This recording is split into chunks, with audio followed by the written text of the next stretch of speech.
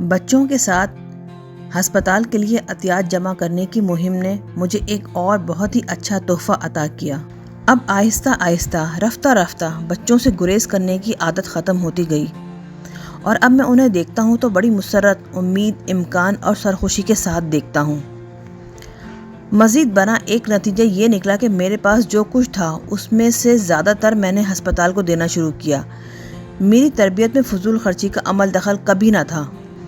میرے والدین روپیہ خرچ کرنے کے معاملے میں محتاط تھے۔ اپنے بچوں میں یہ بات انہوں نے راسخ کر دی تھی کہ ہمارے ارد گرد افلاس بہت ہیں، نعمتوں کی ناقدری نہیں کرنی چاہیے۔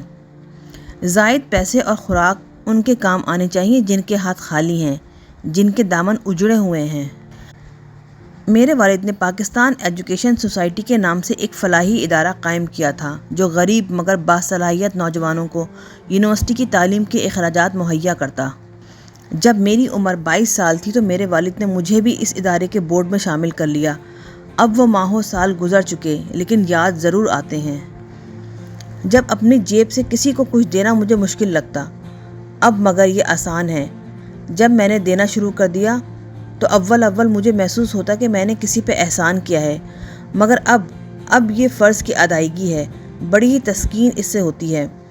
اب اپنے پورے سال کے اخراجات کا اندازہ میں لگاتا ہوں، اس کے علاوہ جو کچھ ہوتا ہے ہسپتال کو دے دیتا ہوں، یا میاوالی میں قائم کردہ نمل یونیورسٹی کو جو ایک جھیل کے کنارے سر اٹھائے کھڑی ہے۔ ایک بار جب آپ اس راہ پر چلنے لگتے ہیں تو وقت گزرنے کے ساتھ بڑی آسانی ہو جاتی ہے۔ زندگی میں سادگی آ گئی، اپنی آمدن سے متعلق تفرقات سے آزاد ہو گیا۔ میرا ہاتھ کبھی تنگ نہیں ہوا تھا۔ کچھ نہ کچھ ایسا ہو جاتا ہے کہ گاڑی چلتی ہی رہتی ہے۔ دسمبر 1994 میں ہسپتال کھلنے سے لے کر اب تک جو کچھ میرے پاس تھا اس کا نصف میں ہسپتال کو دے چکا ہوں۔ ایک کے بعد ایک بحران سے یہ منصوبہ ڈوب کر ابھرتا رہا۔ نواح میں 20 ایکڑ کا پلاٹ ہمیں مل گیا۔ اب یہ شہر کا وسط ہے جہاں اپریل 1991 میں تعمیر کا کام شروع ہوا۔ بینک میں صرف 1 کروڑ روپے موجود تھے جب ہم نے آغاز کار کیا تھا۔ 70 کروڑ روپے خرچ ہونے تھے۔ اس میں حیرت کی کوئی بات نہ تھی۔ ہر کوئی شکوک و شبہات میں مبتلا تھا۔ فطری طور پر وہ یہ سوچتے تھے کہ اتنی تھوڑی سی رقم سے آپ اتنے بڑے منصوبے کی ابتدا کیسے کر سکتے ہیں۔ مسائل کا ایک لامتناہی سلسلہ، ملازمین کی بھرتی، تعمیر میں تاخیر، آلات کی خریداری کے مسائل اور اخراجات پورے کرنے کے لیے رقم کی مسلسل اور متواتر فراہمی درکار تھی۔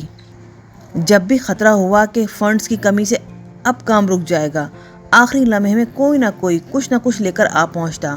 ہمارا پہلا چیف ایگزیکٹو ڈیوڈ ووڈ کہا کرتا کہ 75 سے 80% لوگوں کے مفت علاج کی خواہش کو پورا کرنا ممکن ہی نہیں۔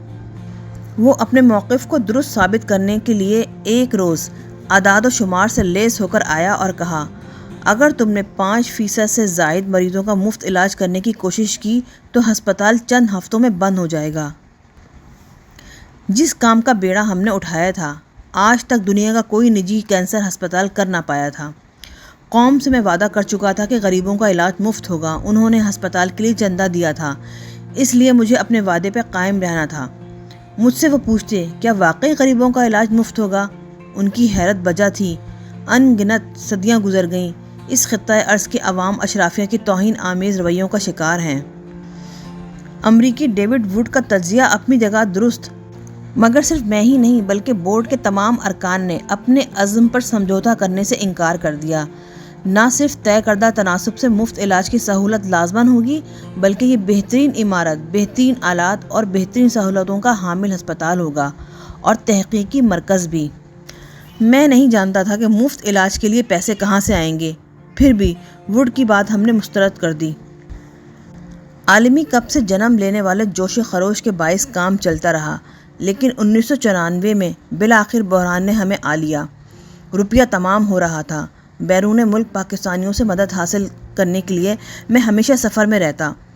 1994 میں اس مقصد کے لیے میں نے نیوزی لینڈ، آسٹریلیا، سنگاپور، برطانیہ، جرمنی، ڈنمارک، ہالینڈ، امریکہ، کینیڈا، متحدہ عرب امارات، بحرین اور سعودی عرب کے دورے کیے۔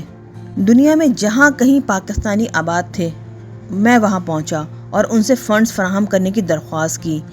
اس برس موسم گرما تک حالات یہ ہو گئے کہ اہل خیر مجھے دیکھتے ہی چھپ جایا کرتے۔ حالانکہ یہی وقت تھا جب پیسے کی زیادہ ضرورت آن پڑی تھی۔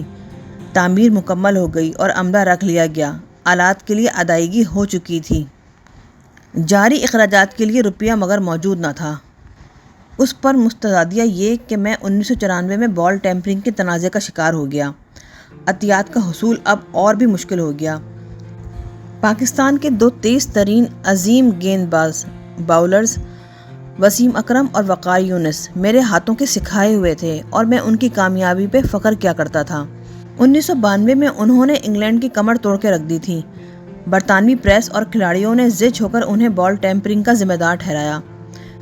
ریورس سوئنگ کی غیر معمولی اہلیت کو وہ سمجھ نہ پائے۔ ان دو باکمال کھلاڑیوں کے ساتھ یہ سلوک میرے لیے ناقابل برداشت تھا۔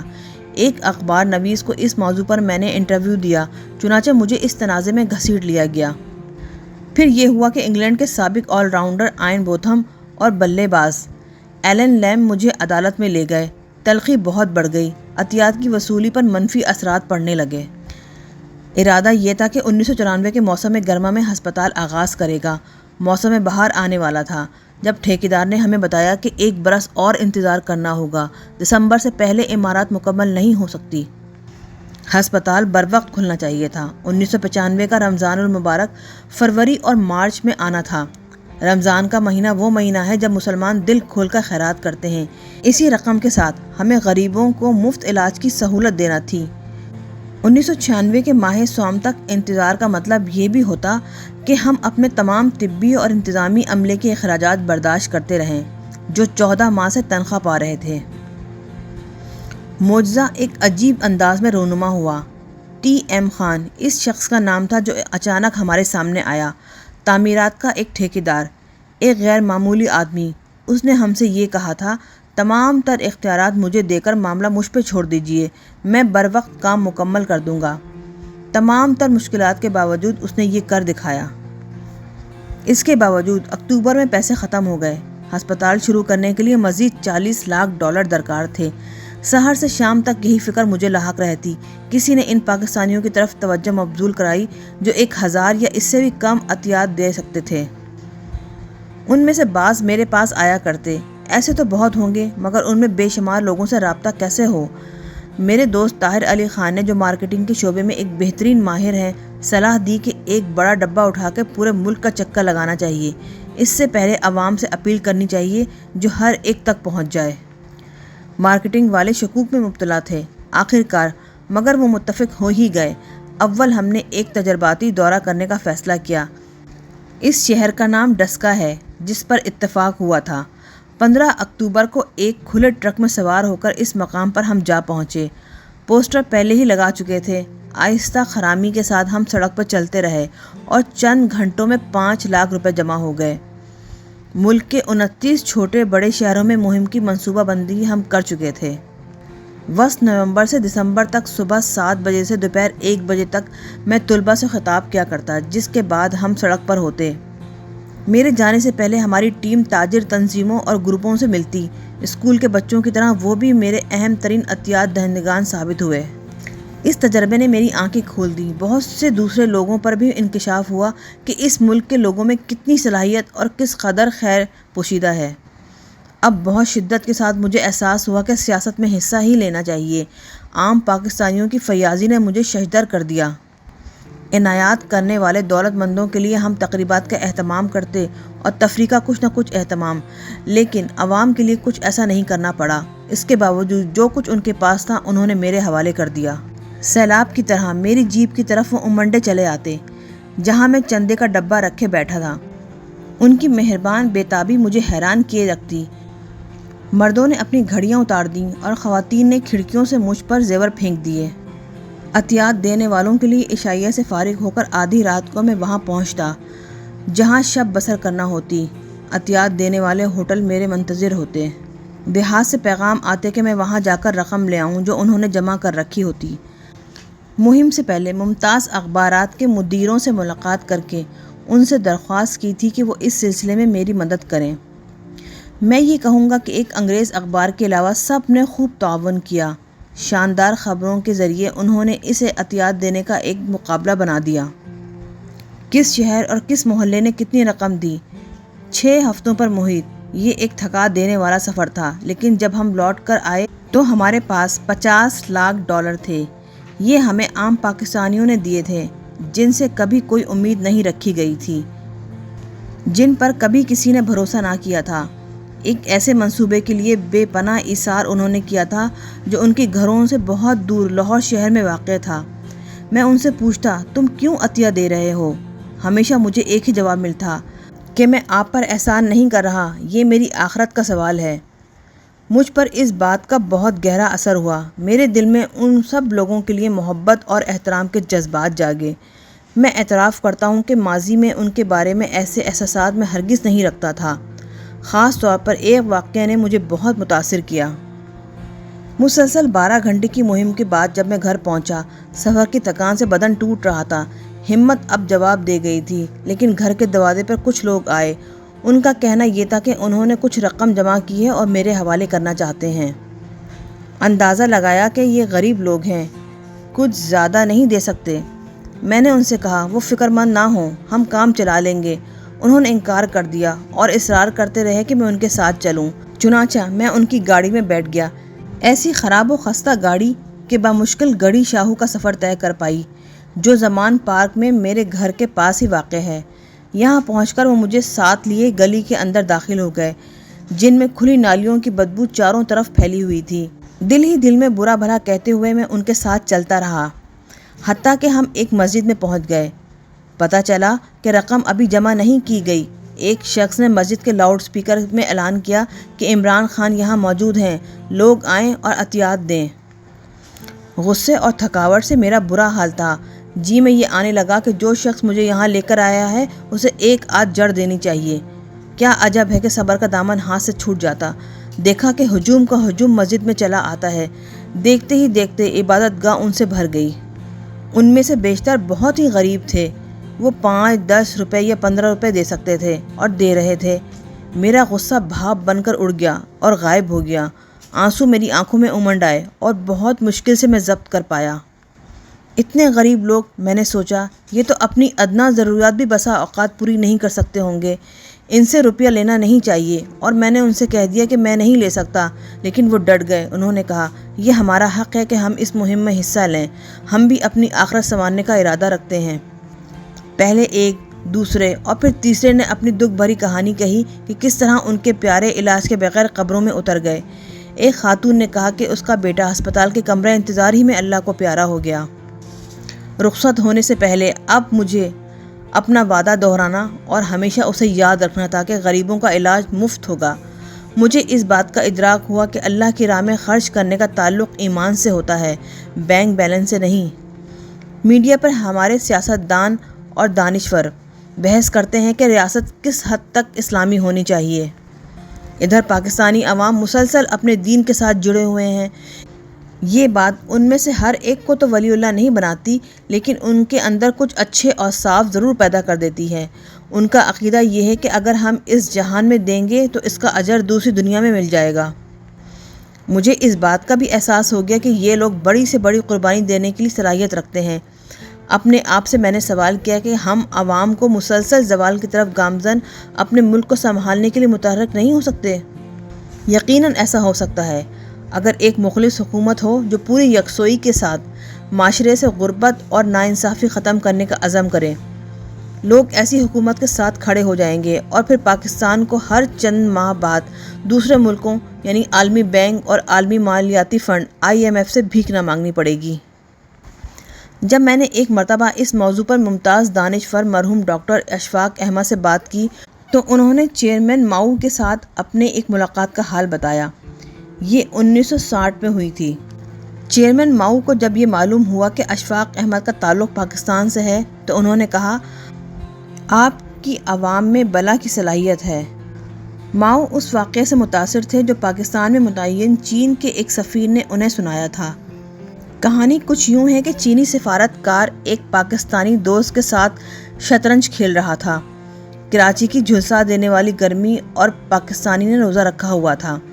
بیچارہ گرمی کے باعث شدید تکلیف میں ہر چند منٹ کے بعد چال چلنے سے پہلے سر میں پانی ڈالتا۔ چینی سفیر نے اس سے کہا تھوڑا سا پانی پی کیوں نہیں لیتے؟ پاکستانی نے برا منایا اور کہا، تم اللہ تعالیٰ کو کیسے دھوکہ دے سکتے ہو؟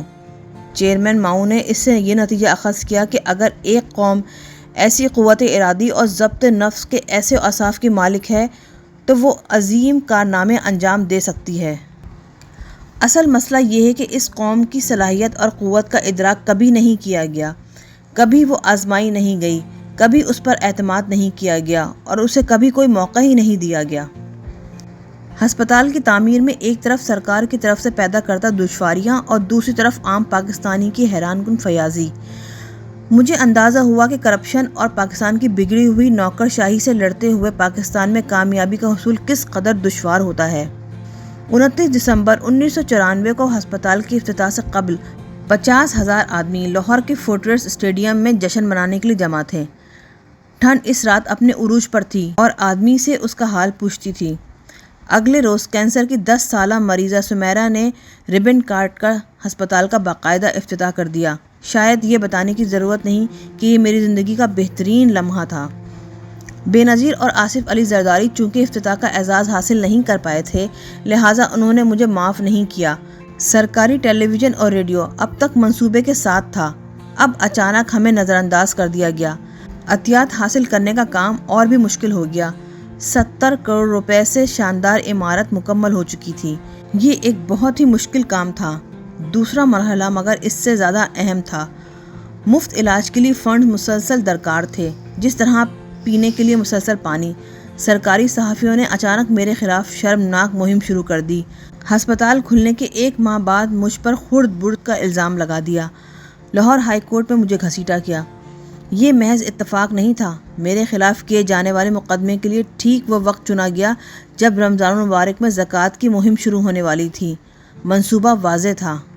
اگر ہم مناسب رقم جمع ہونے سے پہلے مریضوں کا مفت علاج شروع کر دیتے تو دیوالیہ ہو جاتے۔ دوسری طرف ہم اگر ایسا نہ کرتے تو سرکاری میڈیا مجھے فراڈ ثابت کرنے میں کامیاب ہو جاتا۔ ایک ایسے معاشرے میں جہاں عوام کو بار بار اپنے ذاتی مفادات کے لیے برتا گیا، وہ بے انتہا سنکی ہو چکے ہیں۔ وہ میرے بارے میں بری بات پر یقین کر لیتے۔ خوش قسمتی سے مقدمے کے غبارے سے جلد ہوا نکل گئی۔ غیر معمولی طور پر سخت مالی ڈسپلن ہم نے نافذ کر لیا۔ ہر چیز شفاف تھی۔ ہمارے کھاتوں کی نگرانی ایک بہت ہی نیک نام فرم کے ذمے تھی۔ اس سے بڑھ کر یہ اتفاق کہ تب ہسپتال کا سب سے بڑا عطیہ دینے والا بھی میں خود ہی تھا۔ بے نظیر حکومت نے حالات کا ٹھیک اندازہ نہیں لگایا تھا۔ یہ بھی خوش قسمتی تھی کہ کم از کم میرے بارے میں لوگ حکومت کی بات پر یقین نہیں کرتے تھے۔ وہ جانتے تھے کہ سرکار مجھ سے خوفزدہ ہے اور اس لیے میری کردار کشی کی جا رہی ہے۔ حکومت پہلے ہی غیر مقبول تھی، عوام کو اس پر اعتبار نہیں رہا تھا، لہٰذا میں سیاست میں آئے بغیر ہی سیاست میں آ گیا۔ حکومت نے مجھے ایک سیاسی مخالف سمجھنا شروع کر دیا۔ حکومت سیاسی ہو یا فوجی، پاکستان میں سیاسی مخالف کو رگڑا ضرور دیا جاتا ہے۔ پوری سرکاری مشینری آپ کے پیچھے پڑ جاتی ہے، جیسا کہ ترقی پذیر ملکوں میں ہوتا ہے۔ حکومت ہر کہیں اثر انداز ہوتی ہے۔ میرے فون ٹیپ کیے جاتے اور جہاں کہیں میں جاتا ایک کار میرا پیچھا کرتی۔ جو لوگ سرکاری مشینری کا حصہ تھے وہ میرے ساتھ تعلقات کا اقرار کرنے سے گریزاں ہونے لگے کہ نوکری سے نکال نہ دیے جائیں۔ میرے سامنے 2 ہی راستے تھے، میں نواز شریف کے ساتھ مل کر ان کے تحفظ میں آ جاؤں یا پھر اسلام آباد کے بے نظیر شاہی دربار میں حاضری دوں، معافی مانگوں کہ افتتاح پر مدعو نہیں کیا اور انہیں قائل کروں کہ وہ مجھے اپنا مخالف نہ سمجھیں۔ میرے دوست یوسف صلاح الدین نے، جو بے نظیر اور زرداری کے قریب تھا، مجھے مشورہ دیا کہ مجھے دوسری راہ کا انتخاب کرنا چاہیے۔ اس نے خبردار کیا کہ بصورت دیگر زرداری ہسپتال کا بیڑا غرق کر دے گا۔ اس نے پیشکش کی کہ وہ حکومت کے ساتھ میری مصالحت کرانے کے لیے تیار ہے۔ منطقی طور پر یوسف کا مشورہ موضوع ہی ہوگا، لیکن مجھ پر اس کا الٹا ہی اثر ہوا۔ عطیات کے لیے نت نئے طریقے سوچنے اور مختلف طرح کے مؤثر انداز اپنانے میں ہماری ٹیم کا جواب نہیں تھا۔ بہت سے فلاحی ادارے ہمارے تجربات سے متاثر ہو کر ہمارے ہی طریقوں پہ آج عمل پیرا ہیں۔ ابھی مزید چیلنجز کا سامنا تھا۔ طبی آلات اور مشینری کی بڑی تعداد کسٹم میں پھنسی تھی۔ میں رشوت دینے پر آمادہ نہیں تھا، چنانچہ اس مقصد کے لیے دوست احباب سے مدد لینا پڑی۔ عالمی بینک نے ہسپتال کا کوڑا کرکٹ ٹھکانے لگانے کے لیے ایک مشین خریدنے کی خاطر $10 لاکھ کی امداد کا اعلان کیا تھا۔ انسینریٹر ایک بہت ہی کارگر چیز ہے جو کوڑے کو جلا کر ختم کر دیتی ہے۔ ہمیں یہ رقم نہ مل سکی۔ بےنظیر بھٹو کے فوراً بعد برسر اقتدار آنے والے نواز شریف یہ سہولت کسی اور ہسپتال کو دینے پہ بضد ہو گئے۔ ارجنٹائن کے صدر کارلوس نے ہسپتال کو بہت بڑی مقدار میں کینسر کی ادویات مفت فراہم کرنے کی پیشکش کی۔ اس کے لیے مگر ہمیں نواز شریف کے کٹ پتلی صدر رفیق تارڑ کی طرف سے ایک سرکاری خرد کی ضرورت تھی۔ صدر نے انکار کر دیا اور یہ عطیہ ہم حاصل نہ کر پائے۔ رفیق تارڑ ایک نہایت ہی نیک اور عبادت گزار آدمی تھے۔ لاہور میں سبکدوشی کے 15 برس بعد اب بھی لاہور میں وہ ضمیر کے کامل اطمینان کے ساتھ شادمان زندگی بسر کر رہے ہیں۔ سب سے بڑا دھچکا 1996 میں ہسپتال میں ہونے والا بم دھماکہ تھا۔ جن دنوں میں کھلے عام ایک سیاسی جماعت کی تشکیل کا ارادہ کر رہا تھا، اس کے چند ہفتے بعد یہ المناک واقعہ رونما ہوا۔ اس میں 2 مریض بچوں سمیت 7 افراد جاں بحق ہوئے جبکہ 35 زخمی ہوئے۔ ہسپتال کو کروڑوں روپے کا نقصان پہنچا۔ بم کمرہ انتظار میں کرسی کے نیچے رکھا تھا۔ دھماکے سے اینڈوسکوپی اور بیرونی مریض کے شعبے تباہ ہو گئے۔ اگر کھڑکیاں غیر معمولی طور پر بڑی نہ ہوتیں تو پوری چھت نیچے آ جاتی۔ جس وقت یہ دھماکہ ہوا تھا مجھے بھی وہیں موجود ہونا تھا۔ ممتاز کاروباری شخصیت جناب نسیم سہگل کو میرے ساتھ ہسپتال کا دورہ کرنا تھا۔ وہاں پہنچنے کے لیے میں گھر سے نکلنے ہی والا تھا کہ نسیم سہگل نے پروگرام ملتوی کرنے کی اطلاع دی۔ میں یہ نہیں کہتا کہ میں دھماکے کا نشانہ تھا، تاہم انسانی جانوں کا ضیاع اور ہسپتال کو پہنچنے والے نقصان نے مجھے بہت دکھی کیا۔ اپنے مقصد کے لیے میرا عزم اور بھی پختہ ہو گیا۔ اس واقعے کے نتیجے میں جو دباؤ مجھ پر آیا تھا اسے نمٹنے کے لیے وہی انداز اختیار کیا جو کرکٹ کے بحرانوں میں میرے کام آیا کرتا تھا۔ ناکامی کے اندیشوں کو میں نے دل سے نکال باہر کیا۔ تمام تر توجہ اس بات پر مرکوز کر دی کہ کامیابی کیسے حاصل کی جا سکتی ہے۔ اگر یہ کاروباری منصوبہ ہوتا تو ان عظیم رکاوٹوں کے مقابل دم توڑ دیتا، لیکن یہ تو مضبوط سے مضبوط تر ہوتا چلا گیا۔ بالآخر اس نے پاکستان کے سب سے بڑے فلاحی ادارے کی حیثیت اختیار کر لی۔ ہسپتال کی کامیابی اس کے تحفظ کی سب سے بڑی ضمانت بن گئی۔ اپنی اچھی کارکردگی سے اس ادارے نے بہت نیک نامی سمیٹی۔ 65% مریضوں کا علاج بالکل مفت، جبکہ 10% کا معمولی معاوضے پر علاج کیا جاتا ہے۔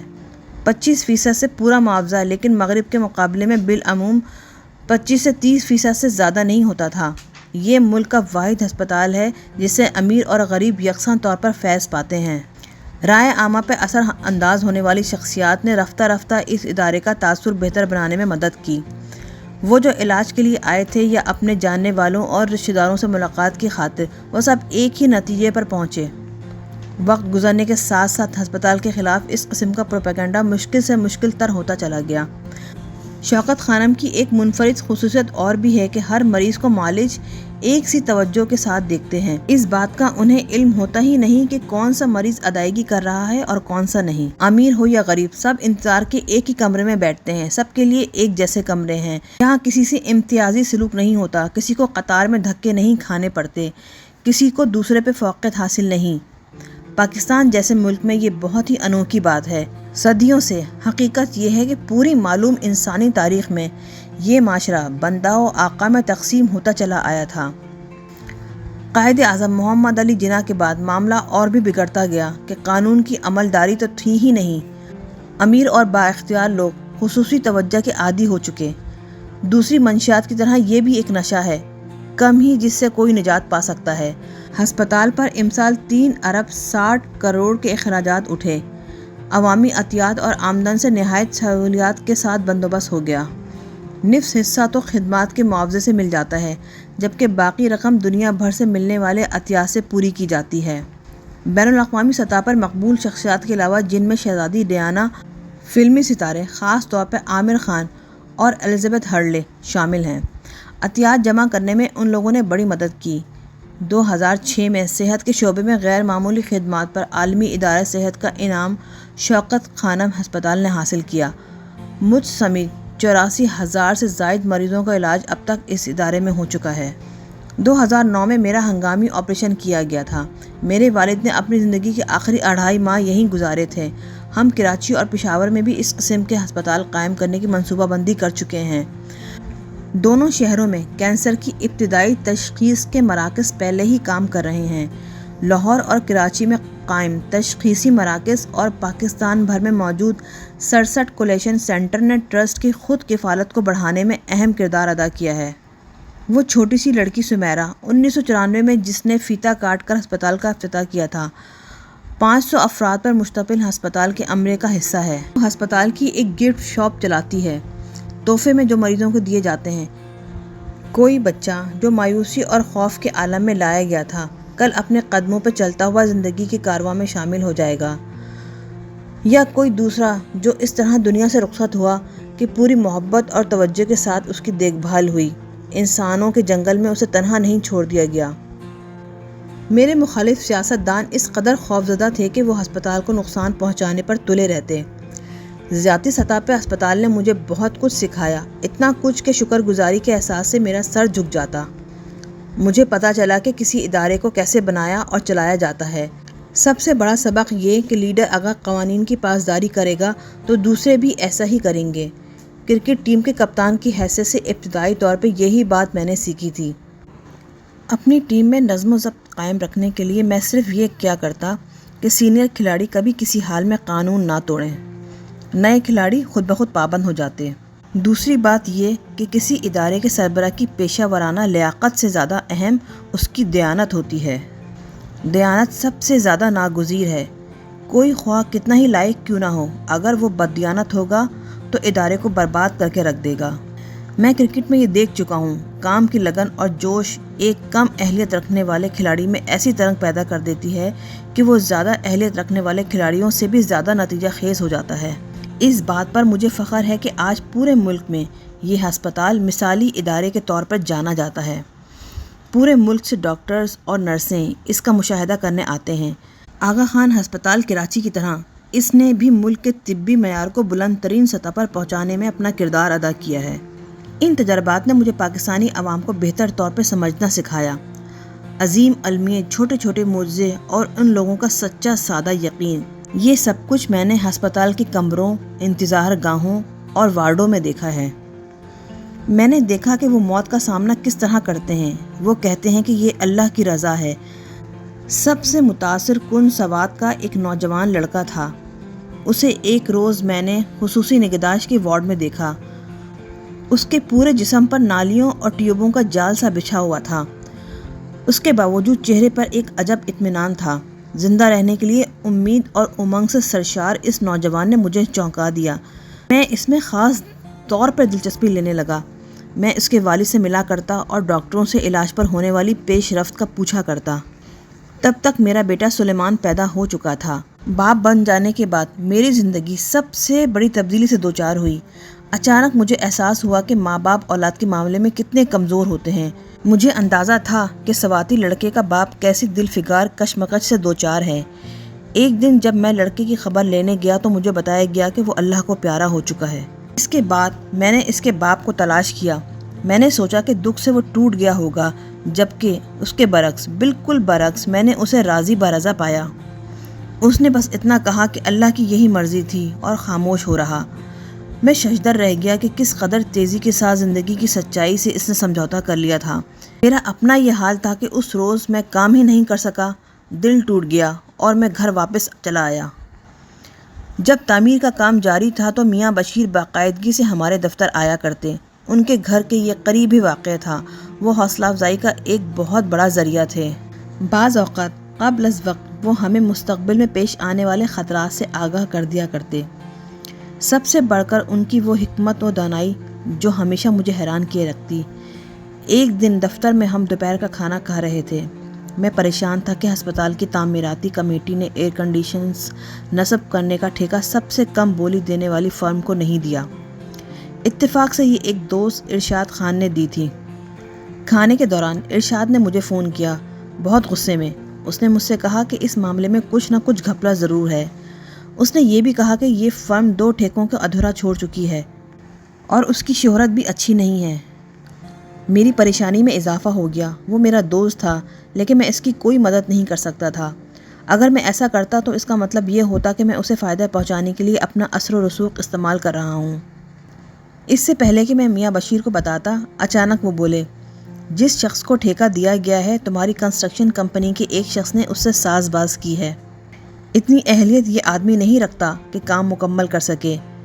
میں بہت فکر مند ہوا لیکن میاں بشیر بولے، بالکل فکر نہ کرو، معاملات درست ہو جائیں گے۔ 2 ماہ کے بعد یہ کمپنی مالی بحران کا شکار ہو گئی، چنانچہ ٹھیکہ دوبارہ دینا پڑا۔ اس بار لوگ موزوں اور معقول تھے، کام بروقت مکمل ہوا اور بالکل ڈھنگ سے ہوا۔ اللہ بڑا کارساز ہے۔